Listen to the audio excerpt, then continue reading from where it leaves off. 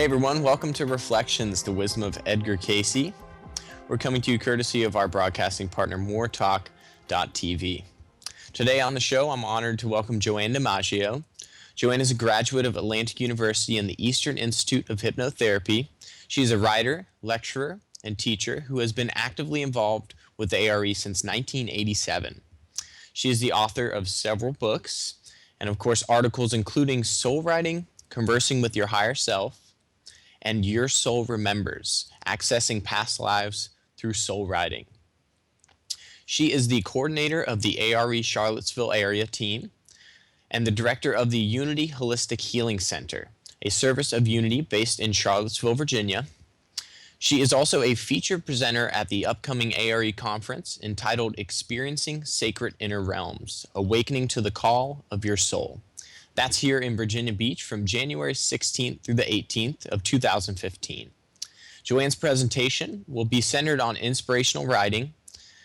I hope everyone enjoys my interview with Joanne DiMaggio. Joanne DiMaggio, thank you so much for joining us today on Reflections, the Wisdom of Edgar Cayce. It's an honor to have you on the show again. It's my pleasure. Thank you. Absolutely.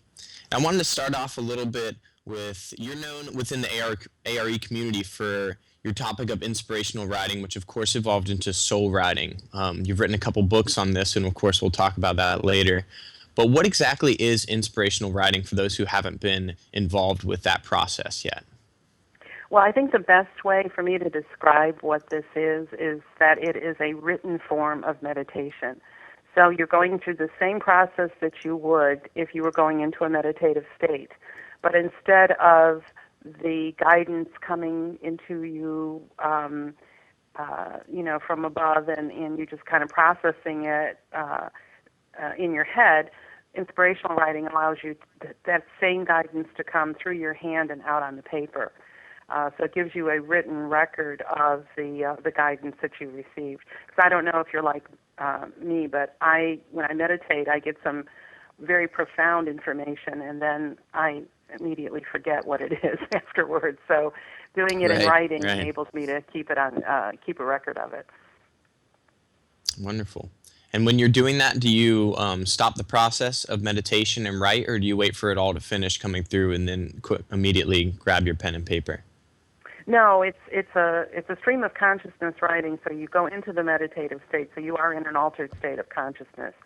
While you're in that altered state, there's some steps that you would take to say a prayer of protection and just to do some deep breathing and get into the meditative state as you normally would, except that you have a pen in your hand or a pencil and a journal, and you put the pen down, and then the information starts to come through the writing. Or you can do it on the keyboard.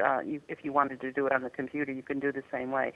So you just allow it to proceed, allow the writing to come through until it stops, and then you can either stay in that meditative state and linger there for a while, or you can come back to conscious awareness. Gotcha. And I know a lot of people may be familiar with automatic writing. I know that was something that kind of came up during Cayce's lifetime, and there was a bit of controversy around it as well. But most people know about this, but is this the same thing as what you discuss with inspirational writing and soul writing? Well, see, that is an ongoing issue, and it comes up in all the classes that I give because, unfortunately, the term automatic writing is something that most people are familiar with, and they assume that this sort of writing is that, and it's not. As a matter of fact, I didn't know the difference between the two when I first started doing this writing in the 90s. I thought that it was automatic writing as well, but it wasn't until I heard Dr. Henry Reed at an ARE conference in Chicago on Becoming Your Own Psychic, where he discussed inspirational writing the way Cayce taught it. And there are many, many readings on the subject of inspirational writing. And based on those readings, Dr. Reed, and from my own research, came up with a list of ways to tell the difference between the two. But the biggest difference of all is that with inspirational writing, your soul is being guided, and the information is coming from within you. You have total awareness of what you're writing. You go into it from a meditative state. Your handwriting looks exactly the same, and you include a prayer of protection. With automatic writing, it comes from an outside source, and that outside source, as Cayce said, could be energy that's of a lower influence. And in that case, the information is directing you or compelling you to do something. So in other words, it's not guiding you gently. It's actually commanding you to do something. And you usually don't have any awareness of what you're writing, and you don't have control of your hand. It just happens by itself, and your handwriting is often different. So the people that engage in automatic writing seldom say a prayer of protection before they engage in that form of writing, whereas with inspirational writing, that is one of the prerequisites. And there were people that ended up coming to the ARE because they got into trouble with automatic writing, and the whole fear of possession was very real, where the writing was, this is an influence from outside of you rather than a divine influence from above. Because when you open yourself up like that, you have to be very careful, which is why the prayer of protection is so important in this work, the white light protection. Right, absolutely. And I'm sure there's a lot of people out there who have not quite had experience with meditation, of course, this process of soul writing. What have you found in all of your experience teaching conferences and workshops has kind of been the biggest block for people who haven't had experience with this process? I think the biggest block is that they don't want to let go. They don't want to surrender. They want to control what's being written. You really have to trust. You have to trust your soul, trust the process, and just let it go and let whatever comes out come out. Don't prejudge it. Matter of fact, one of the things Cayce says is not even to read it right away, is to go back to it later and read it. A lot of people are very analytical, very much more left brain than right brain, who want to come from a more logical, rational place, have difficulty with this. And that's merely because of the issue about just letting go and letting this information just flow through you and trusting the source of it. And once they do that, once that obstacle is removed and they just go with the flow, they're absolutely amazed. And the people who are even more into the rational, analytical side of things are the ones that are most impacted by the writing. They are absolutely surprised at the depth and the profound information that they get. I had a lawyer once in one of my workshops when I was giving a workshop at Unity in Austin, Texas, and she just sat there and sobbed after the writing session was over. And, I asked her, I was concerned about her, I said, what happened in the writing session? And she said, I just never thought something like this could come out of me. So there's an example of, she learned to let go, and then a whole different aspect of her being came through. Yeah, absolutely. And I think that raises a theme that, for me, in my personal experience with past lives, is it's so heavily emotional. And I think that's when you've really broken through the veil and accessed something that's coming from that inner realm, is when you can truly feel it in every part of your being. And for me, it involves a bit of sobbing, of course, some laughter on the other end as well, but you really feel it. Is that something that you experience with your past life stuff as well?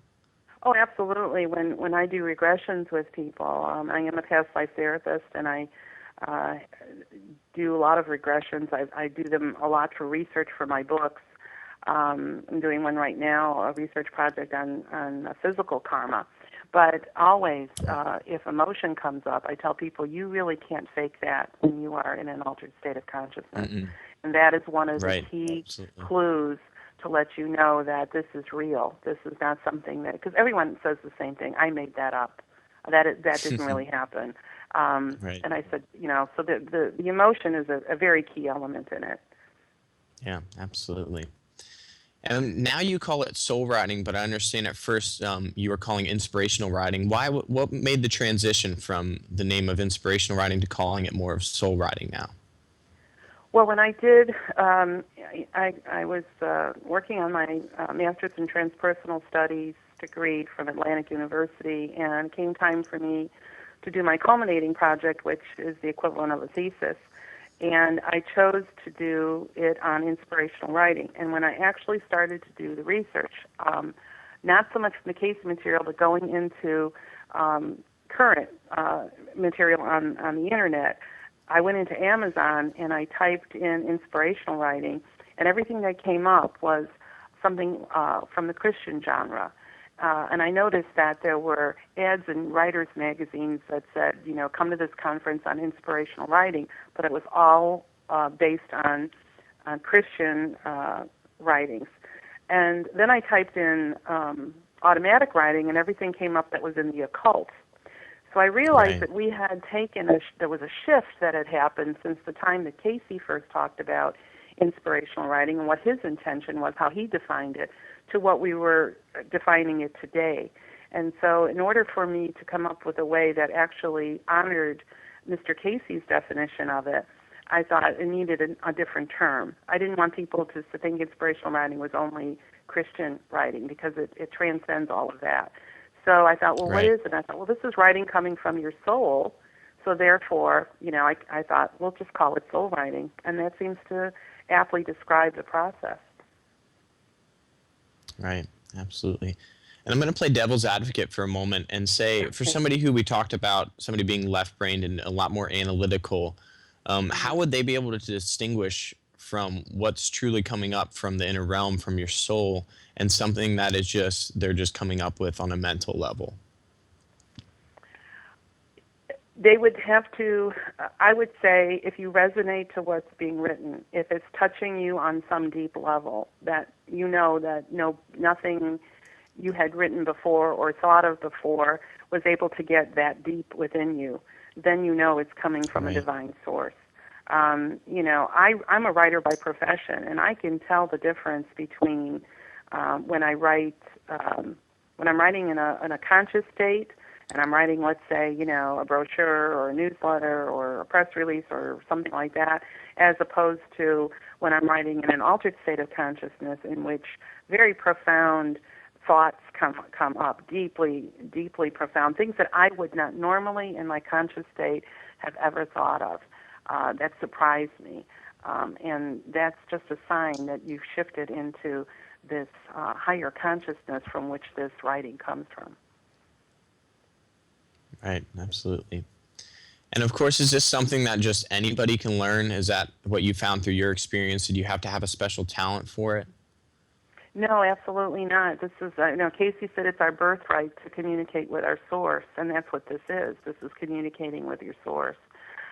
And that's something that all of us can do. I like to tell a story about, in our between life stage, we're ready to come to the earth, our little school here on the earth, and we've got our little backpack with us of all the tools that we need. And one of the things that gets tucked in at the last minute is this little phone home card. I like to think of inspirational writing as our phone home card. You could use it 24 hours a day, 7 days a week, and it's always available to you. And anyone can learn. It takes, some people get something very profound on their very first try. Others don't. It takes a while. You have to be patient, but keep practicing, because it is something. And there may be some circumstances in which you're not able to get the writing. Maybe that you're people that are involved in some medications or other things that they may be taking, any kind of drugs or alcohol or stuff like that may prevent the writing from reaching the level that it's intended to. But certainly anybody of any age, even younger people, can do this. I'm thinking about trying to come up with a course for children and bringing it into the schools, how they can tap into that inner realm and come up with stories or information or poetry or drawings or anything like that from this deeper inner level. But it is something anybody can do, definitely. Yeah, absolutely. And I love, you brought up a couple things there. One, the calling card with that divine connection that we still have, and also bringing up developing something for children, which I think is incredibly important right now, because this younger generation is having these, I guess you'd call them divine experiences, these experiences where they're becoming in touch with their soul, and they don't quite know what to make of it. So it could be a very powerful tool to help have somebody like yourself to guide them and realize that, the things that are coming out are incredibly divine, important messages that can help you on, this journey that they're struggling with so much with things like drugs and alcohol and social pressures. So I think Hmm. that's an incredibly powerful tool that's needed more now than ever, probably. Yes, I'm coming to that conclusion as I talk more to younger people. I had some uh, uh, just graduates from college that were in my course in Austin, and they were didn't really know where to go with themselves. They had gotten this degree and whatever, and like, what do I do with this? I don't know what to do with this. Right. And Yep. especially those that were going into social work, they could see that this would be such a valuable tool for them. And also, I just think it helps everyone to understand that you're never alone. And that's a big, big issue, that there's always guidance for you. There's always someone you could talk to and turn to and get guidance from. And I think that's very comforting, I think, for any generation. Yeah, absolutely. And with this idea of the divine calling card that we have, why do you think we forget so easily that we have this ability to do things like soul writing and meditation and ways to access the inner realms? Why are we so easily forgotten of all of that? Well, I don't think it comes into your consciousness unless you get reminded of it. I mean, I think a lot of people do this sort of writing and they don't realize what they're doing. A lot of people Right. have done altered state writing or inspirational writing when they're, especially if they're troubled and they're journaling. It comes out often that way. Many times, people of all ages can talk about the problems that they are specifically working on, and it comes out because if they commit it to paper. So the moment that they Right. surrender that and say, I want to explore this on paper. So if they journal, the writing will start to come out. I mean, for me, it came out in times when I didn't even know that that's what I was doing, even as a child. You stumble onto the process and you don't realize that that's what you've done. But when you come to read the Cayce material, or you read a book about this process, then suddenly it becomes a part of your conscious state, and it's in the forefront. You think to yourself, I'm going to try this. And once they try it, once they do it the first time, then it becomes almost a routine for them, in which they do it on a regular basis, and then it just gets Right. deeper and deeper and deeper.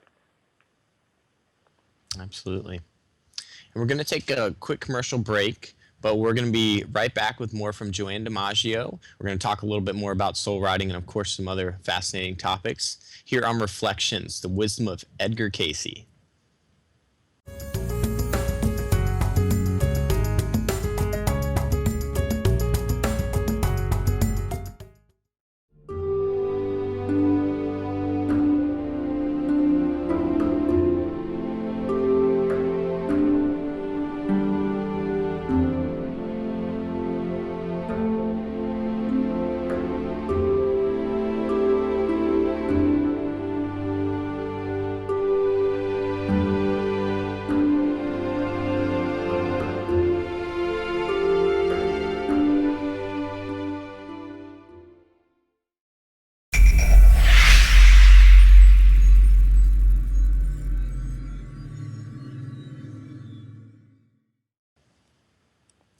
Welcome back to Reflections, the Wisdom of Edgar Cayce. Joining us today on the show is Joanne DiMaggio, and we've been diving deep into soul writing, a wonderful process that she's been able to help develop and bring to a number of people. And of course, she's written a couple books on it, which, Joanne, I'd like to talk about kind of the process of writing these two books on the topic that you've written. First, I'd like to talk about soul writing, conversing with your higher self. Can you tell us a little bit about how that book came about? Well, that was actually my culminating project for my master's degree in transpersonal studies from Atlantic University.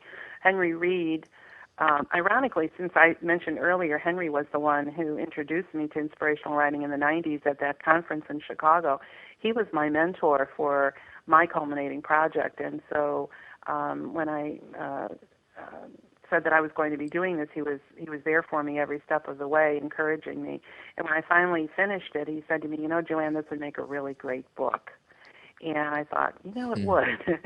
so that's how soul writing, conversing with your higher self, came about. I had some research material in there from my thesis work, so I incorporated that. I had 8 volunteers who, over a period of several months, was doing the writing remotely. In other words, none of them met each other. They were all doing it separately, and then I was sending it around and comparing it, and they were commenting on it.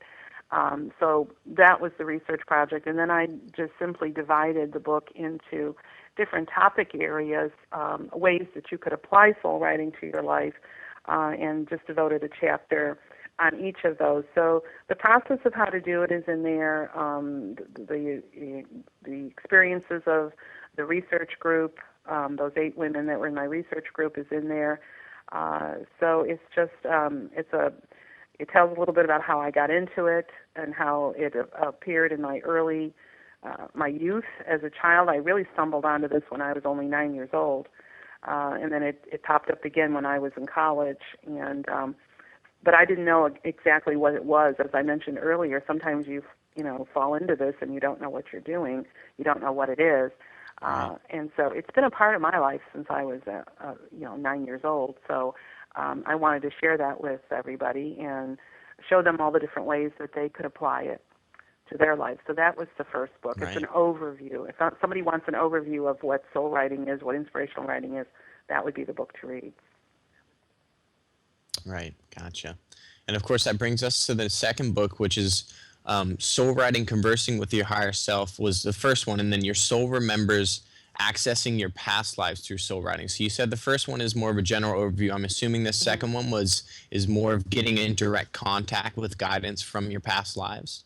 Right. I had one of the things I had discovered in my own life was that I could access information about my past life through the writing. And I was getting journal entries that ended up being, they read like diaries of a past life aspect of myself who lived in the 18th century. And later on, I interviewed Frank DeMarco, a wonderful author. He was the co-founder of Hampton Roads Publishing Company, and he does a form of soul writing himself in his writing. And he wrote a wonderful book called Chasing Smallwood, in which he was actually having a conversation with a past life aspect of himself named Joseph Smallwood, who lived in the Civil War. The book is absolutely, to me, the most fascinating book I've ever read, because here's Frank in the present moment talking to Joseph, who is in the prior lifetime, and Joseph is explaining, what's kind of going on during the Civil War, and from an aspect that I don't think history books have written about. So I thought, wow, I wonder if anybody can do this. I'm doing it, Frank's doing it, let's see. So past life work is one of my passions, and so I developed a research project.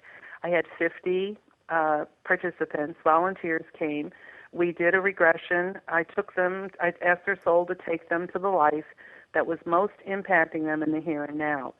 And after we did the regression, I put a journal on their lap and a pen in their hand, and I said, now, ask if there's any additional information you can get about that past life that you did not get in the regression. So we were looking for clarity, we were looking for expansion, answers to questions that they didn't get. And while they did the writing, I did the writing. So I was asking my source, can you give me some information on behalf of so-and-so, And then we would read to each other what we wrote. And so the regression, the transcript of the regression, and their soul writing and my soul writing is what makes up the book. And it's 25 of the 50. And it starts in Pompeii, the very first regression in Pompeii, and goes all the way up to the Holocaust. And what we found was that the information in the soul writing aspect of it created a depth of understanding for them that they didn't get just with the regression. So many of them said they couldn't imagine now doing a regression without the soul writing aspect of it. So that's what that book is about, and I'm continuing that theme with my next book, which is on physical karma. So we're trying to trace whether a person's chronic condition in this life is from a situation, attitude, event, or whatever from a previous life. And I'm also adding the soul writing aspect to that as well, because most of the people that I've talked to when I've done other radio interviews, the thing that seems to come up all the time is the appreciation for the fact that this is based on a research project. So it's not just Joanne talking Right. off the top of her head, it's actual case histories included in the work. So it's been a real honor and privilege for me to work with these people, and it's just very awesome, and Spirit tends to take it in a direction I never know where we're going with it, but it's just been an absolute privilege to do this work with these people. Absolutely. And we're happy you're doing this work for sure. But you raised a very interesting point with your new idea for your new book with the Hmm. physical trauma, the physical karma, I guess you could call it. That was one of the Right. more fascinating things that was actually brought up in the Cayce material as far as health related material is he would Right. explain away a few cases here and there where there was specific physical ailments that have resulted from past life traumas, Sure. and there's a Sure. lot of people who have also extended that research. That's such a fascinating topic to me to think about, so I'm very glad you're diving into that with your next book. Yeah. The Casey material is filled with examples like that. Mm-hmm. And I had the very first case of spontaneous healing occur with my previous research project when, and it was with Frank DeMarco. I know he doesn't mind if I say his name with this, but he's the one that went back to Pompeii, and he went to a Wow. lifetime in which he he suffocated at the when Vesuvius erupted, and he had been training to be a diviner in fire, meaning he was being trained to look into fire and see the future. But he was very pompous, very arrogant, and when he saw Vesuvius erupting, he tried to warn everybody, but nobody believed him because of his arrogance. And so he decided he felt so guilty when he knew that all these people were going to die that he just went into the caves and he suffocated and he died. So here we are, almost 2,000 years later. We're doing a regression on him. And he goes back to that life and describes that to me. But then when we do the soul writing, the very first sentence he writes is lungs, something about his lungs have asthma, the result of seared lungs, he questioned. And afterwards I said, what did you mean by that? He said, well, I have asthma in this life. And when we uncovered that the asthma in this life was from the Pompeii life, it came up now because it was reminding him, don't be a pompous, arrogant fool like you were before. You're getting up in front of people. You're talking about, you're teaching, you're sharing your wisdom. It's important that people believe you. And so the asthma was the trigger. And once he made that connection, the asthma disappeared. And like I said, it was the first case of Wow. spontaneous healing. I had another woman, I didn't follow up on her, but she came to me with head-to-toe psoriasis, and we went back to a lifetime in which she was a call girl in the Old West. And when I asked her, what were the last thoughts you had as your soul left your body in that life, she said, I don't want to be touched. I don't like being touched. And so what happens in this Oh, life, she manifests head-to-toe psoriasis and has the issue about people not wanting to touch her. So right. it's just so incredibly logical, and everything makes sense, and people have so many aha moments when they connect the dots between the two. And that's what's exciting about Yeah. this work. Absolutely. And I love the other synchronicity that you have with the Casey material where you say, when you go into the meditation and you help guiding somebody, you say, let's go to the most impactful lifetime. Because, of Right. course, there can be a huge number of lifetimes potentially. But you always, something that Casey did when he was guided by Gertrude into his trance readings was, let's go to the most impactful. Let's tell us about what will really help you the best to help you figure out what's going on and what you're dealing with. Right, and you know what is interesting about that is that nobody goes to the life they think they're going to go to. Because I asked them prior to starting the Right. session, I said, do you have an inclination of what life you want to see? I had in my previous research project, everybody wanted to go to Atlantis. Oh, I know I had a life in Atlantis, and I'm sitting there thinking, well, I'm sure that you did, because Right. most of us have. None of them Yep. went to Atlantis. I did not have one single regression that went to Atlantis. And the lifetimes that they went to, when I asked them afterwards, were you aware of this life? Every single one, one or two exceptions. Most of them said, I had no clue, but boy, does this make sense. Right. So it's just, you have to sit back and just be in awe of spirit. And no matter how many times I do this, it just never gets old. It's just always amazing to me. Absolutely. And we've talked quite a bit about your several research projects that you've conducted over the years. One, of course, was for Atlantic University for your thesis. But I'm wondering, what would you say is the one most important thing that your actual participants who have been a part of this study with you, what have they taken away from it?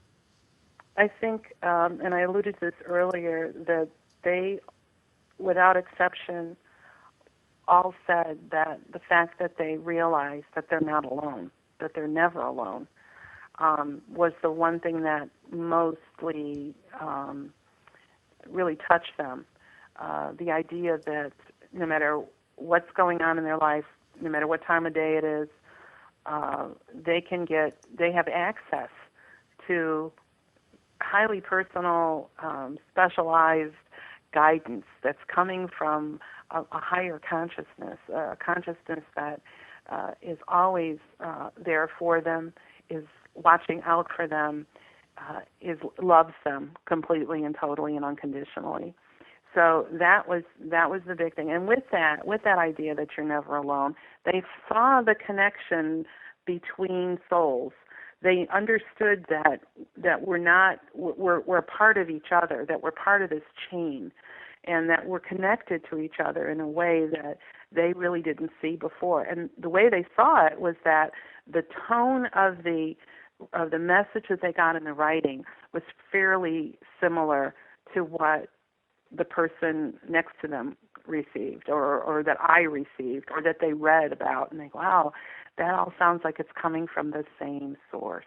And Right. that was so comforting to so many of them, the idea that that they're not alone, no matter how lonely they may be feeling, no matter how despondent they may be over a situation going on in their life, that there is a loving presence there that is waiting for them to contact it and get the guidance that'll lead them out of whatever darkness that they're in. Right, absolutely, which I think is needed now more than ever, because I think people are really, because of the transition that we're kind of making, all this darkness is really coming up because it wants to be worked with, it wants to be released. I think that's kind of the hallmark of this time that we're in right now. Absolutely, I'm seeing that. I'm seeing that every day. It is so true. Yeah, absolutely. And you're also well known, aside from the soul writing and this wonderful process that you brought out to the world, you're known for your expertise in the field of past and pre-life regression. I'm curious, and I'm sure a lot of listeners are wondering, are there any inherent risks associated with exploring one's past life and taking somebody into a state of kind of hypnosis to bring them back and to get in touch with this? And in saying that also, what are the most commonly experienced benefits aside from the risks?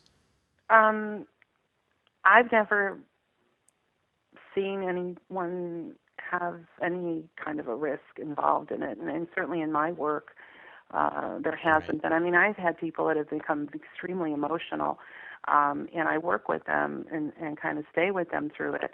And that's one of the reasons that you need to work with a qualified past life therapist. There are many people who dabble in this, and they really shouldn't. And also, I don't do it by Skype, and I don't do it over the phone. I have a lot of people ask me that because I really need to be with them. I need to be in the room with them. I need to monitor their energies and what's going on with them.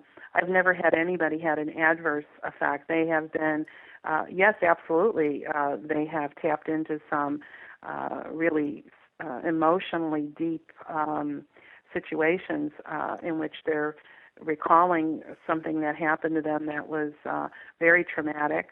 I've also had people who've had nothing but really happy past lives, and they can see that they can have that again. I think tying the two together, for me, the most important element of the work comes toward the end of the regression. It isn't, to me, so much who you were or what happened to you. It's, what pattern did you set up? What behavior pattern? What parallels are in that life that are also in this life? And, many times they can't see that because they're too close to it. So um, I'm an objective observer. I go with them when they have these regressions. I see what they see, and I can help them tie in. What are the parallels? What's going on in your present life that's so similar to the life that you had before? And the other question is, what about the people from that previous life? Are they in your life now? Can you feel the essence of them? They're not going to look the same, obviously, and we all change roles in our. We come in as soul families and soul groups, and we all, in our pre-life agreement, agree to take on a certain role to enable the other soul to advance. And so one of the questions I ask is, was there anybody from that life in your life now? And if they're in your life now, what role are they playing? So all of those questions toward the end. What were the last thoughts you had when your soul left your body? Did you have any unfinished business? Did you have any regrets? Who are the people from that life and this life now? And what are the parallels? That's all a very important healing tool. And we do healings with the regressions as well. And that enables them to see. And without doubt, the one thing when they come back to full consciousness and they look like they're sometimes like they're in amazement at the understanding, the depth of understanding that they suddenly have about a situation. It could be a relationship issue with somebody. It could be an illness. It could be a financial situation, career choices, anything and everything. You see what your soul chose for you to work on in this life. You see the origin of that issue, and then you're able to heal it and move through it, and it's behind you then. You don't have to deal with it anymore. So that's the goal of past life regression. That's the value of it. Right, absolutely. This is all wonderful, but we have to take a quick commercial break. But we'll be right back with more from Joanne DiMaggio here on Reflections, the Wisdom of Edgar Cayce.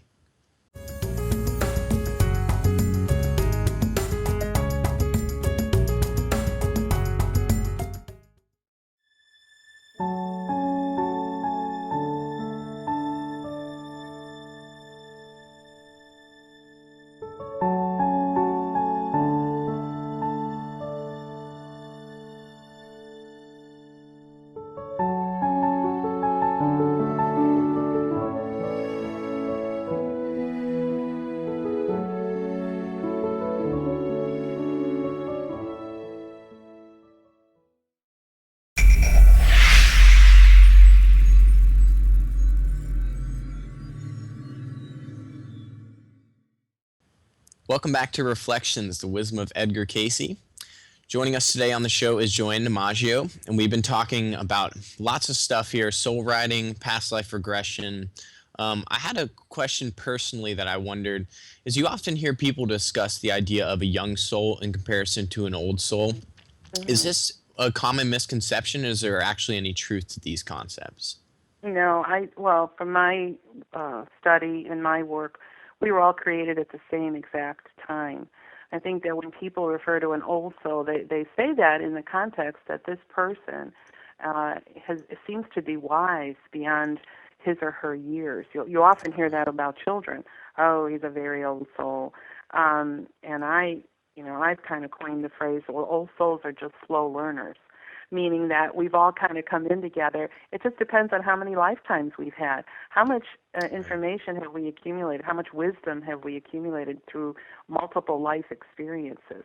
So if you have somebody that's had, say, 150 past lives, and you have somebody else who's maybe only come 25 times, the person that's been here more has accumulated a lot more wisdom on this plane, on this level of existence. Right.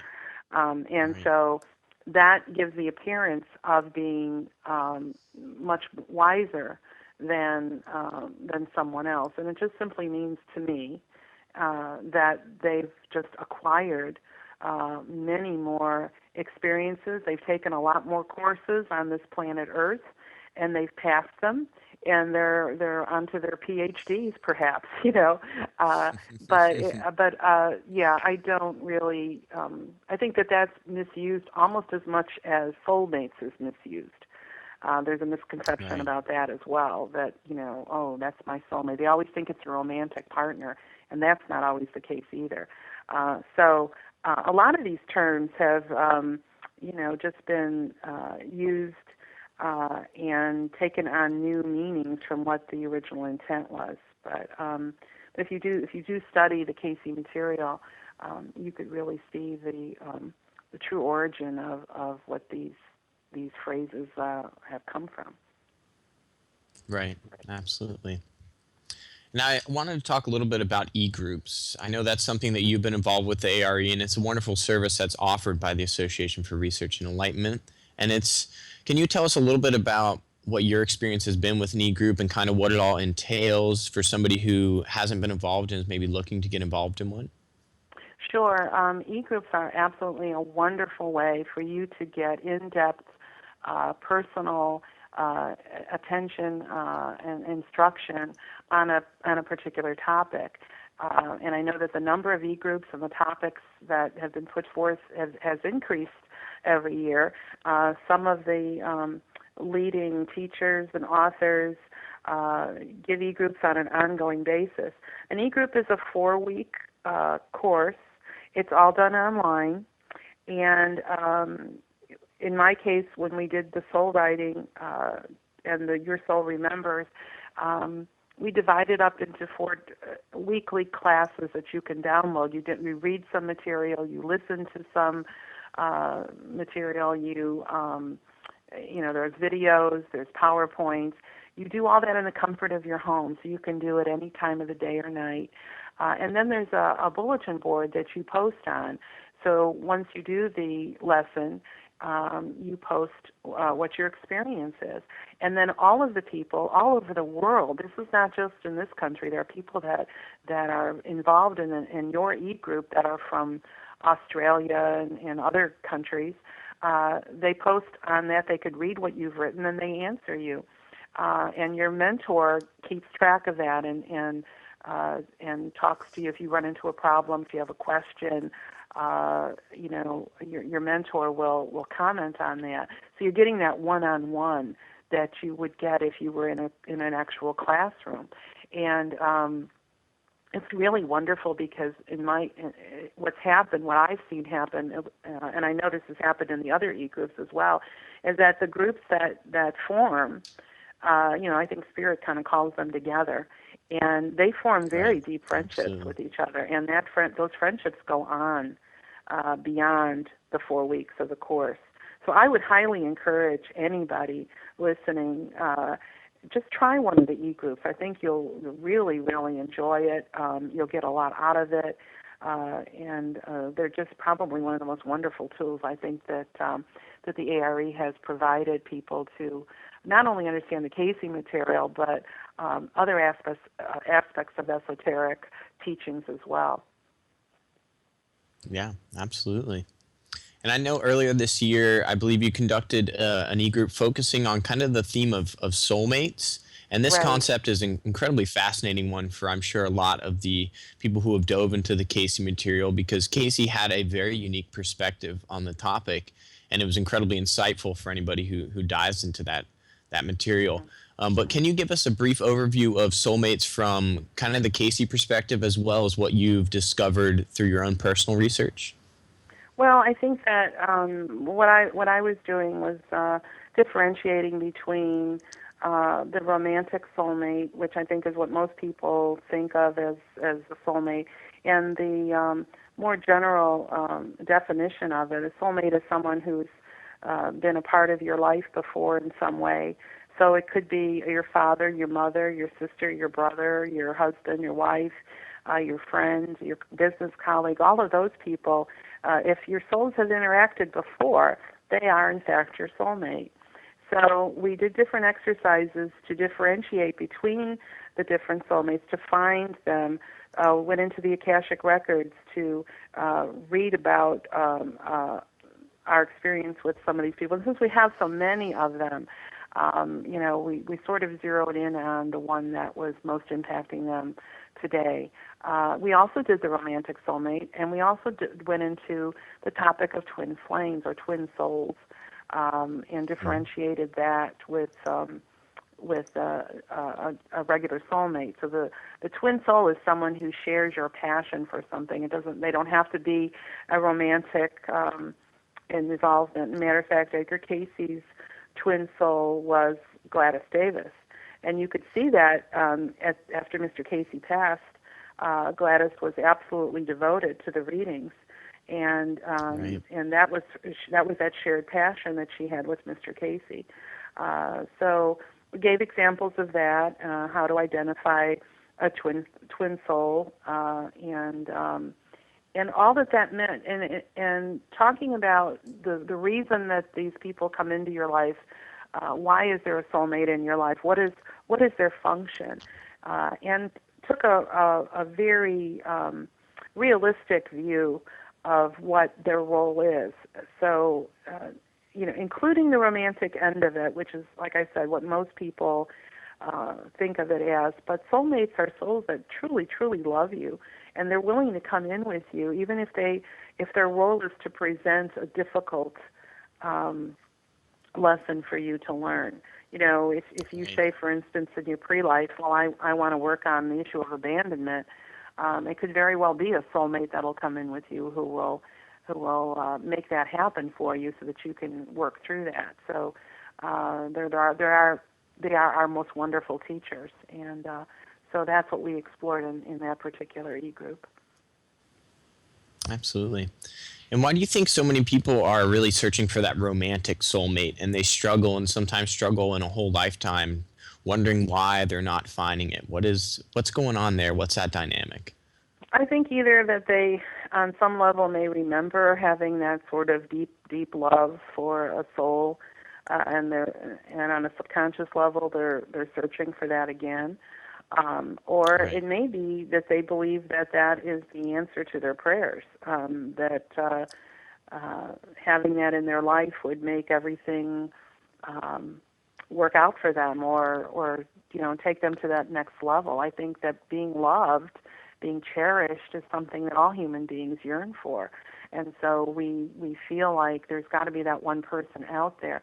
And I also think that if you take it one step further, because the real lesson that we need to learn is that love comes from within. We need to love ourselves first, and so you may have soulmates coming in and out of your life who may not be that romantic connection that you were hoping for. But then again, the opposite is true, and it could be that great loves from previous lifetimes do come back together again. It's an absolutely fascinating process to watch that happen and to see their interaction with each other. Because loving somebody that you remember loving in a previous life is like no other love you've ever experienced. You can't even put it into words. It is just so deep. It's that comfort of, it's like putting on a pair of comfortable slippers when you're with them because they know you so well on a soul level. You don't even have to talk to each other. You can just being with each other is enough. It's just incredibly moving and beautiful experience. And so who wouldn't want that, right? So we all are looking for that. Right. And many people do have the good fortune or the karmic good fortune to find that again. Right, absolutely. And I wanted to talk a little bit about the workshop that you'll be doing at the Sacred Inner Realms Conference, and you'll be speaking on Sunday, January 18th. The conference goes through the weekend, and that's here at the ARE in Virginia Beach. And I wonder if you could give us a little brief overview of what can be expected for the conference attendees, and what do you hope they take away from the conference? Well, I'm very fortunate that they've given me 3 hours, and in the course of that, I will do an overview of what inspirational writing is or soul writing is. So they'll get a lesson in how to establish a writing ritual and ways to apply it to their life. So when and we'll do a couple of exercises in which they'll actually experience. We'll do a meditation, and we'll do like one in which they'll just get a feel for it. And then we'll do a second one that will focus on whatever topic they want to focus on. So they could use it as a tool for psychoanalysis and healing, or they could use it as a way of writing for their soul's growth. They could use it to enhance their psychic abilities, or to get past life information or explore esoteric topics. There's just a lot of ways to use this writing. And so we will do that. Then we'll share with each other what we received. And I am hoping that they'll walk away with a new tool for transformation that they can use on their own when they leave. Many people do, and they write to me later and tell me, oh, I've continued to do this, and it's just been a wonderful means of transformation for me. So I'm sure they'll discover the same thing that the other workshop attendees have, in that, again, that they're not alone, that this is something that anybody can do at any time. And so it'll be an overview and then an actual experiential process in which they will do the writing themselves and share it with others. Wonderful, wonderful. We'll make sure we give all of our listeners the info they need to register for that conference and be there to share in that experience with you. I wanted to also move on to a topic that I want to honor what you're doing with your life's work, in hopes that you'll talk to us a little bit about the Unity Holistic Healing Center that you participate in Charlottesville, Virginia, and tell us kind of what that entails, how that came about, and what role you're playing as far as your day-to-day work with that. Well, we're fortunate in that our campus has a beautiful new church on it, and there were two smaller buildings on either side of the church that had been used prior to the church being built. And when the one building became vacant, I would sit in the parking lot before services, and I was just visualizing, wouldn't that be a wonderful healing center? Originally, I wanted it for ARE because I am coordinator for ARE Charlottesville, and we do programs here in Charlottesville about 7 or 8 times a year. We have speakers coming in the third Saturday of the month. And we also have a Venture Inward group that discusses some of the Cayce material. We're working on Creation Story right now, so it's a very much in-depth study of the readings. And we also have our Search for God groups. But I had wanted this for us, for ARE, but we didn't have the funds to support that center. And so I made a proposal to the board of Unity about turning it into a healing center. And we had already had, at our church, we had a healing circle already in place. Much of Unity's teachings revolve around healing. And so we had a group of energy healers and others who were already there at the church. And so I came up with the idea and made a proposal that we actually open a healing center where these practitioners can work out of. And so we now have 11 practitioners there, myself included. I do my past life work there. I have a private office there. And we have Reiki and massage and quantum touch healing. We have a life coach. We have intuitive consultants. People doing I think we have something like 20 or 25 different modalities. And we're the only Unity in the country, other than at Unity Village, that has a holistic healing center on its campus. So we're very, very proud of that. And I'm very, very happy with the role that I played in getting that up and running, and the incredible work that's going on there with the practitioners that are there. And many of them are members of ARE, and so a lot of what they're doing is Cayce-based as far as remedies are concerned. And that just is just a joyful process and incredible energy. So if anybody's ever coming into the Charlottesville area, I encourage you to come and stop by and see us.